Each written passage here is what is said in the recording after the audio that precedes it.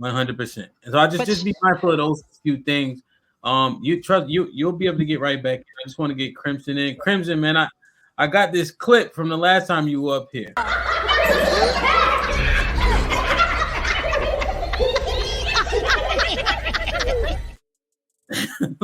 What's going on? I got a little bit of time. My husband just left the house for a little bit. His dinner's made. So I got a little time. Indeed. I haven't been listening to the entire 5 hours, 6 hours, however long you've been streaming. But I have been dipping in and out. It's an excellent stream. Yes, ma'am. Thank you. And I haven't heard all of the conversation. Right. Like I said, I dipped in when Take Heed was up here. Okay. So I'm not here to address any specific person. Gotcha. Say. But I do want to address a concept that's being talked about here, and a couple of them. Okay. Disrespect when we talking to each other. I wanted to address how Black men and Black women interact and how we've got to be nicer. And this is one of the problems that I have. I don't like tone policing. And the reason I don't like tone policing is because I find that it is a way for a lot of, particularly women who don't like accountability. I find that that's a way for them to dodge it. Well, I don't have to listen to the context of what and the content of what you said because I don't like the way that you said it. You said it too roughly. You said it too harshly. You said it, quote unquote, disrespectfully. So therefore, since you said it in a way that I don't want to digest, then that means I don't have to listen to it. And if I don't have to listen to it, that means that I don't have to be accountable or held accountable by it. So I don't deal with tone policing. We here, and I can't speak for nobody else's society because I live in an American society. I was born and raised here, so is my family. I'm a West Side Chicago girl. And that's what I know. So I know the Black experience, particularly the Black American woman experience.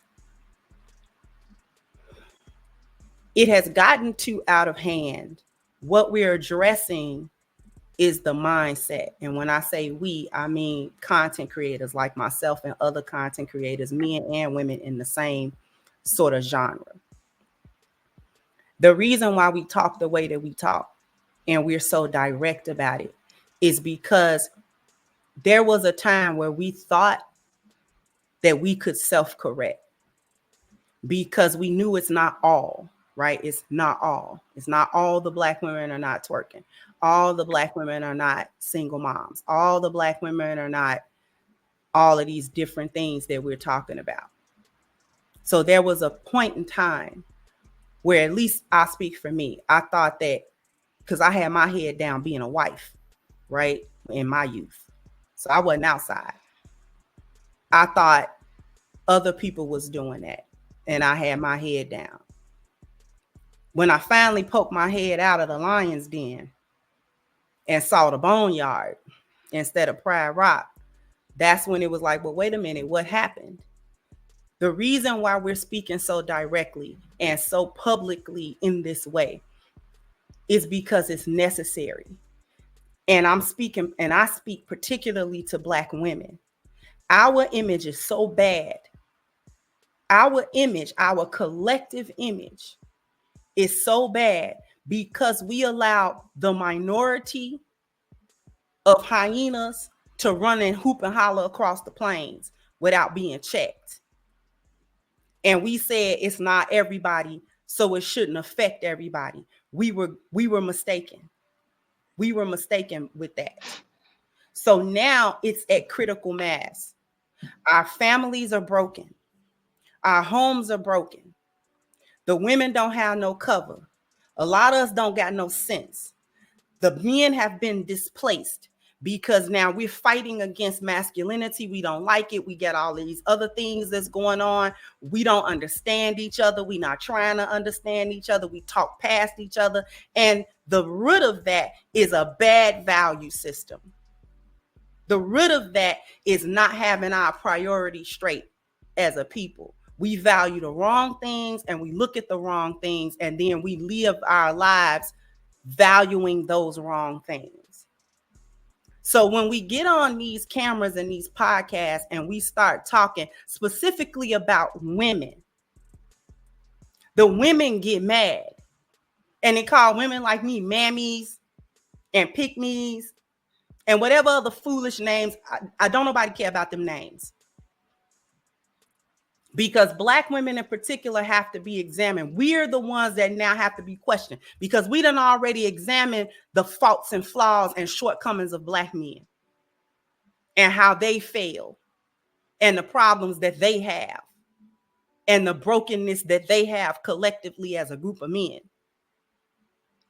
What we haven't truly examined, and this has been 30 some years in the making, because Sister Shahrazad Ali asked this question 30 plus years ago.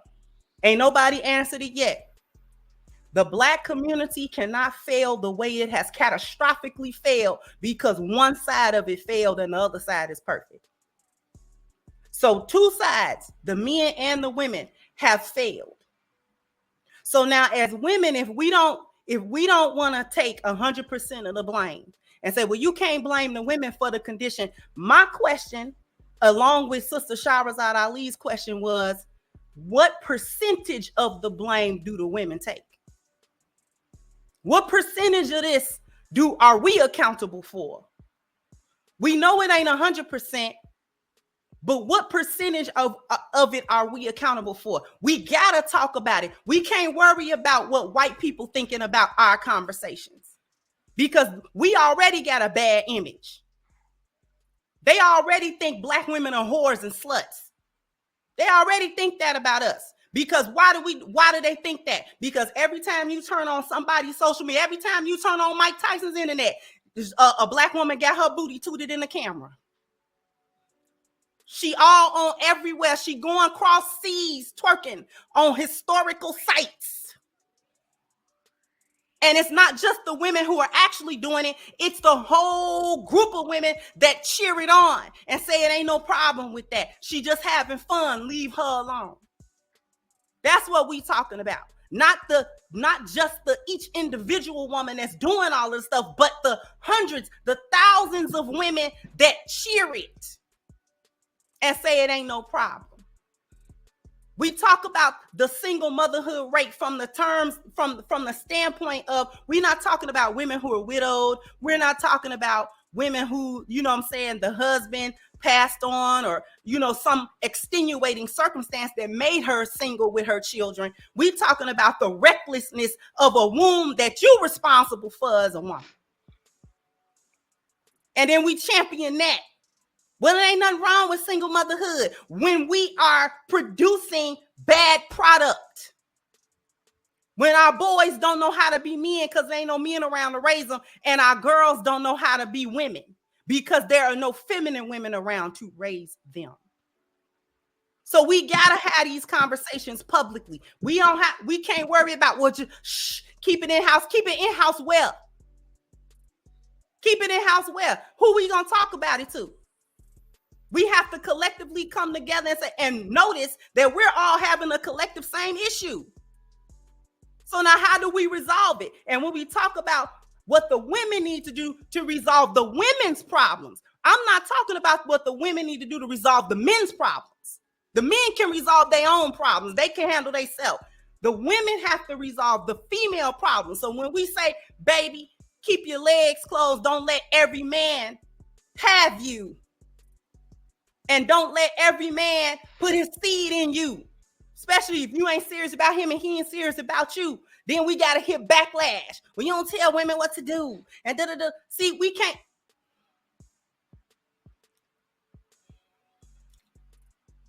I'm done.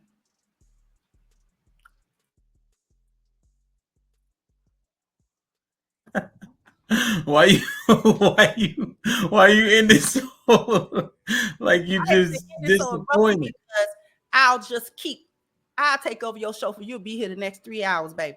So I can't quite do that because I'll go on a tangent, and all of that type of stuff because it's a lot.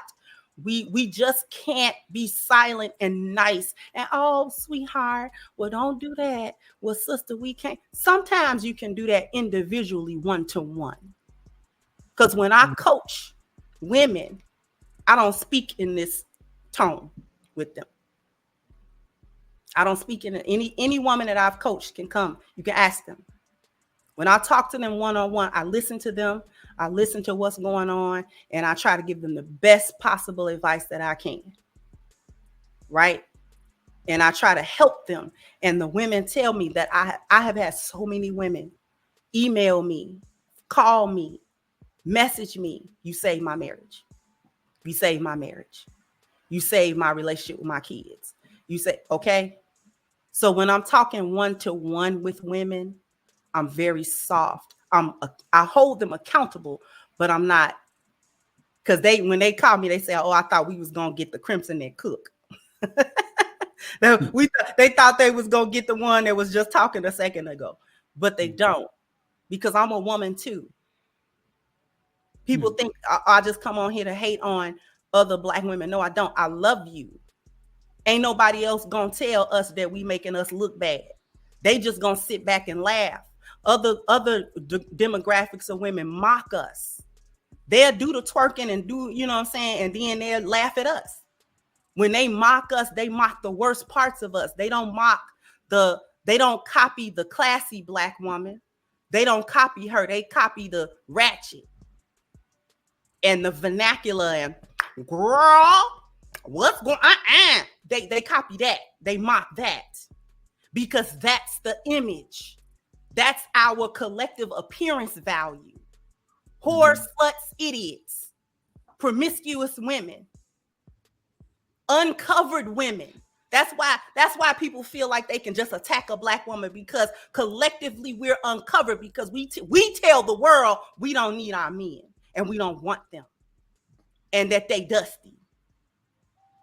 We tell them that. We Black women collectively tell the world we don't need Black men and Black men are not good enough, and that they don't protect us, and that we don't need them to.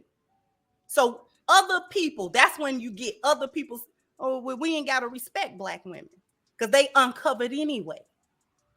They so strong and independent, they can take that battering. They can take being laughed at and being the laughing stock. We the laughing stock among women. Other women don't respect us. Other women see us as these low-life females that can't get men, that can't keep families together, they see us this way because we portray it. We think we cute with it.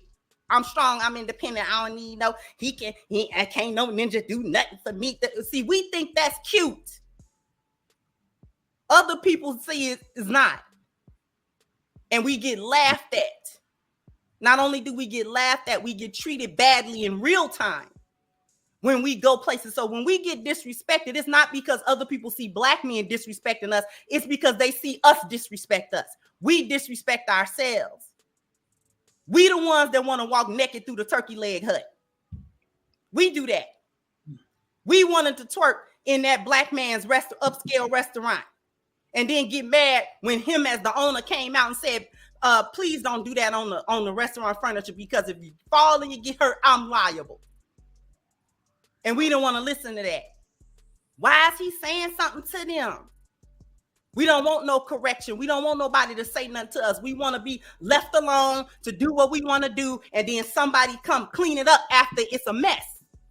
After our image is a mess, now we want somebody else to make our image be better. No. We have to do that work. That's what we don't like to understand. We have work to do as women. It's not all Black men's job. Because I ain't seen one Black man yet put a gun to no chick head, make her twerk in that camera and make her act a fool. I ain't seen it yet. She do that on her own. She get her own phone and put it up and put it on Twitter and Instagram and Facebook and OnlyFans. She do it to herself. Yeah. I'm done for real. Well, Can I say something? Say something. well, I'm sorry. I just I got kind a of took couple. y'all over. No, that was perfect. I have a couple follow ups if you don't mind. Um, damn. Well, just a little commentary on the uncovered thing. Like I didn't quite. I mean, I understand it, but the breakdown is important. To what it feels like to be uncovered. Like men, we often say we feel like that, but Crims, I don't know if you heard me say this before, but football makes sense in every situation in life. Everybody should play. Okay, just making sure. There was this big ass white boy that played linebacker next to me in high school, right? And there was this team that was running the ball down our throat. We couldn't stop it. So I said, Jake, you have to sacrifice yourself so I can make these tackles. That's how that works. You're gonna take all this damage to make these tackles. Guess who they applauded, Crimson? Me. But guess who was doing the work? Him. Because he covered me up enough to where they couldn't get to me and I was making them tackle. Like when you said that, you know what I mean? But he was messed up the whole, like, he didn't practice all week, taking that much damage. But when you say you can do it, you say that you don't need the person to cover you up, you got to take them bullets. And I didn't have the body to do it, but he did. You know what I mean? And if you say you don't need it, and then if I would have had to take it, we would have lost that game. You know what I'm saying? Like that just Women need the covering of men. See, we done reduced men down to $1. And if he ain't got a certain dollar amount, then the rest of him is useless and worthless to us, which is cap anyway, because you got a bunch of chicks love the dirty draws of a dude that do not make no money, and she'll do anything for that dude. So we gonna really have to stop that kind of cap. But to talk to your point about covering, this is what I be talking about with femininity. Our feminine energy is a receptive energy. Masculine energy is a giving energy. Masculine energy puts out and feminine energy receives. We even do that biologically. Sex tell you that, right? Now, when we talk about it energetically, I talk about a man giving his 4 P's, his provision, his problem solving, his protection, his procreation. And oftentimes I'm asked, well, what do the woman give in return? Honor. She honors the giving of them 4 things. Going back to your point, you had to honor the sacrifice of the other player by making the play. You gotta make the play. That's how you honored his sacrifice. Damn. And if he gonna sacrifice his body like that for you to make the play, you gotta make the play. I make the play. He can't sacrifice and then you still don't make the play. So now whose fault is it? That's crazy. Damn. If the left tackle sacrificing so the quarterback can make the play, he got to make the play.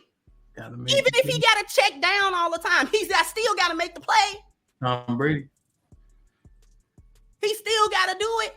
So you can't have the left tackles and the guards and the whole offensive line creating a pocket and he take 15 seconds in the ball. How long you think I can hold his pocket? So, yo, I don't got my sound effect. I don't got no power, but God, I can't hold it. You got about 3 to 5 seconds in this pocket, boy. If you don't throw that ball, man, that's a lifetime. We gonna have a talk with you on halftime, because there ain't no way you back there holding the ball. You want to do a 7-step drop and hold the ball and look around. and we study tussling, and you standing there. God damn. So the honoring of the how the female honors the man giving and his covering is that we honor that covering. How do we honor that covering? Don't make a fool out of him when he give it to you. If he giving you protection, take it. If he has provided the parameters of your protection, do it so that his protection work. If he give you his foresight, take it. If he give you his leadership, honor it. If he produced system, order, and structure for you, then submit yourself underneath it. That's how you honor it. You don't got to do the same thing because you can't as a woman. We don't give provision and problem solving, and we do the procreation part, but we don't do the protect. We don't do that, particularly in the same manner as men do. So women are not called upon to do that, but we're called upon to be in our feminine energy. We have to receive it and receive it well. Mm-hmm. Not receiving it well is being ungrateful for it. That's how you don't honor it. That's how you dishonor it. He give you his foresight, you dismiss it. He give you his protection and you uncover yourself from it. He problem solve for you and you go the other way. That's how you dishonor what the covering. So collectively, Black women do not have the complete covering of Black men because we told Black men, we don't need your cover. Because I can go out and make some money and pay my own bills, and I can drive my own car, and I can take care of myself financially, I don't need your covering anymore. That's what we told them. And then we get mad at them when they don't give us the covering that we told them that we don't need. Word, man. Makes sense to me. Yeah, not real shit. One thing I want to ask, well, let me let that marinate. Like, share, subscribe, tell a friend to tell a friend. Hit that like button right now if you can. That helps the channel the most. I want to ask you this, because when you're talking, right, if the women do, or let's say they take your suggestions, right, they heed to the advice and the guidance, right, it'll benefit everyone. It's not just men. And also, we can't apply what you're saying. The women have to apply what you're saying in order for us to yield the results. So why? Maybe you can't answer this. Maybe the people that use the terminology would have to answer it. But why would they say pick me and Mammie when it's just saying, hey, these things we have to correct our actions so that we can be better as a collective? What makes that like pick me information? When has a hyena ever liked a lioness? She gonna like her. She'll never like her. I don't care what the lioness do. Hyenas don't like lionesses. This is why on my channel I say I don't save them. I don't be trying to save no hyenas. I be trying to save lionesses. I talk at hyenas. I talk about them. I don't talk to them because they incorrigible. So you can't correct hyenas because they don't want to be corrected. That's why it don't work. I'm a Mammie and a pick me because in order to be acceptable to the sisterhood, I have to be a misandrist. I have to not like Black men. See, because I'm talking about respecting, especially the Black men you laid up with every night. I don't know why you gonna want to respect him. You let him clap cheeks every night. You don't want to respect him. That don't make no sense, right? So when I say you need to respect at minimum the man that you're with, and just have a general respect for men to begin with, then I'm a Mammie and a pick me because that's not how the sisterhood is set up. Black women have been trained. We have perpetuated among ourselves. We have perpetuated among our daughters that Black men are not to be respected and they are not to be liked. They are to do what we tell them to do and what we want them to do. And when they don't do that, they are to be disregarded. They are to give us stuff that we want, pay bills, you know what I'm saying? Do all the stuff that we want men to do, and that we need them to do that without their leadership, though. We don't want their system, order, and structure. We want the benefit of the men, but we don't want the structure of men. We don't want the order of men. This is why I use, going back to the hyena lioness analogy that I use, hyenas are matriarchal. No male hyena has power in a hyena clan. None of them. They serve a purpose, but they don't have no power and no authority. Only the females.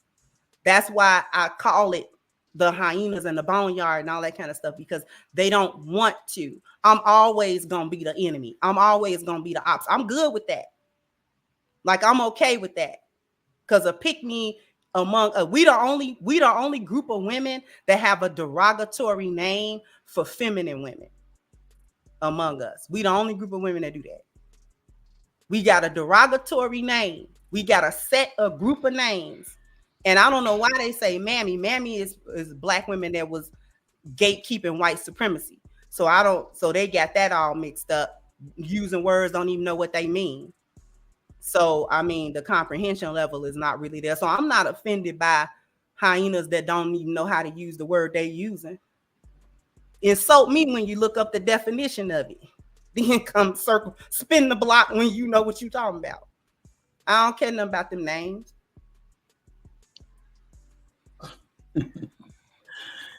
Man. Like, share, subscribe, tell a friend, and tell a friend. Hit that like button right now if you can. That helps the channel the most.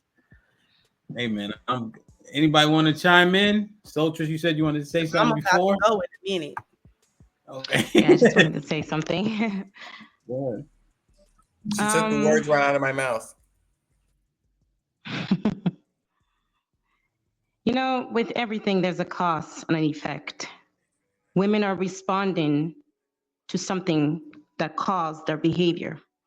So when men are out here acting as if we don't have a male role and a female role that has been interrupted by the government, for example, because like before, men used to work and provide for women and their children. Women did not need to work, but now women have to work. The ghetto have problems that other neighborhoods don't. All of these things are affecting women.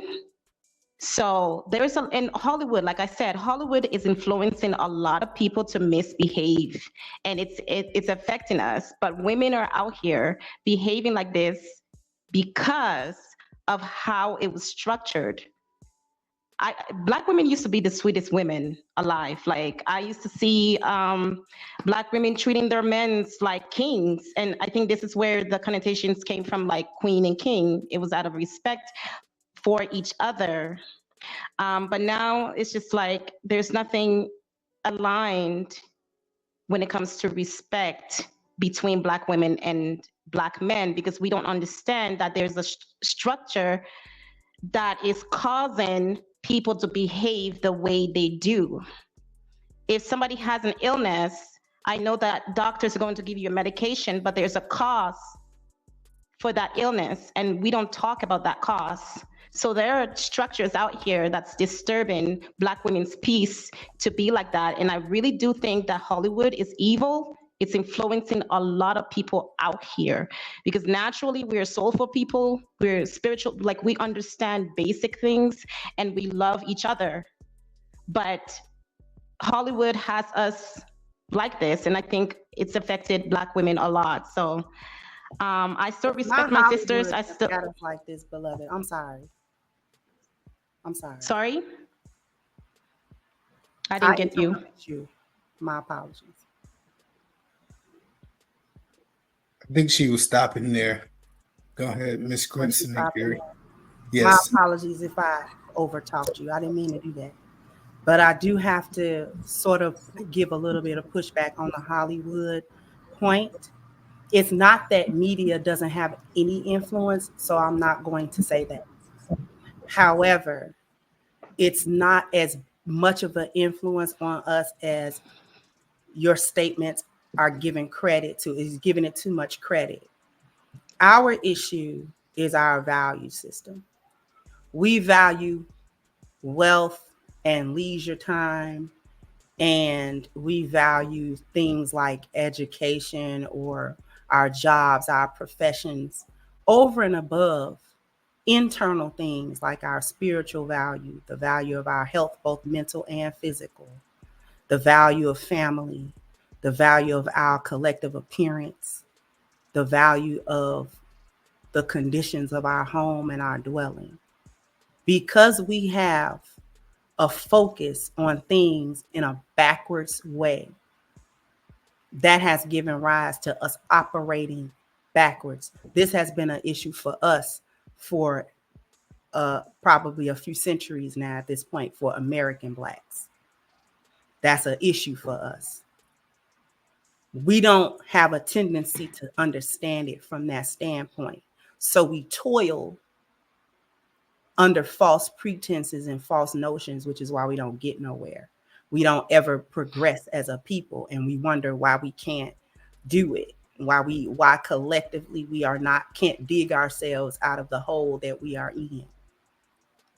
even though media has an influence, because media is a part of culture, right? So any type of mass media, movies, music, and all of those things, it does have an influence. But even aside from that, we are imitating life at this point. Art is imitating life. So we are perpetuating foolish thoughts and value systems that don't help us. We're doing that in our homes, and we're doing that by example, because not only are we operating in a backwards way, we're saying it's okay to do so. So we're not even saying, well, I did it this way, but it was a fail. We're still operating in the failure of feminism and ain't figured that out. Feminism failed us as a group of people and as a group of Black women. We still ain't figured that out. We have not figured out that the white woman's feminism was not for us, and it has ruined us and our families.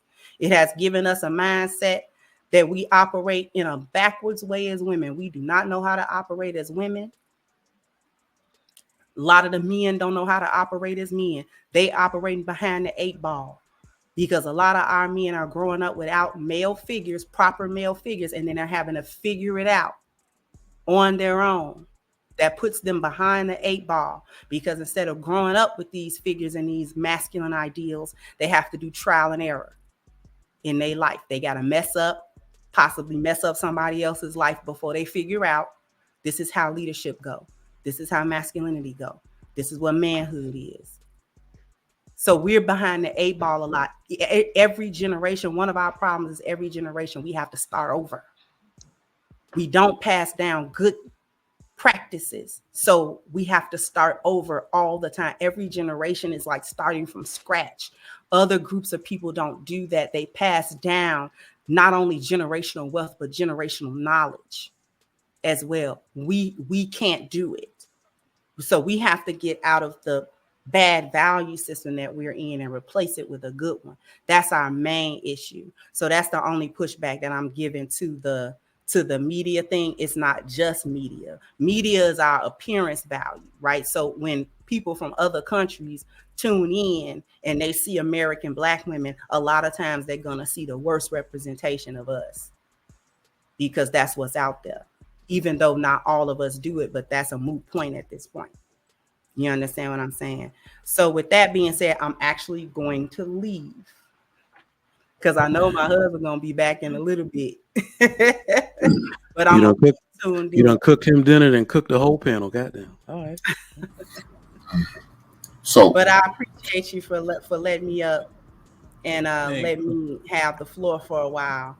I appreciate your help. You know, I'll be tuning in and supporting you. Run an excellent channel. I'm glad that you run the channel the way that you do. I'm giving you your flowers now before you blow up, so you won't say Crimson coming back clout chasing when you got 200,000 subscribers. You see what I'm saying? That's your kind of clout chasing. I'll do that.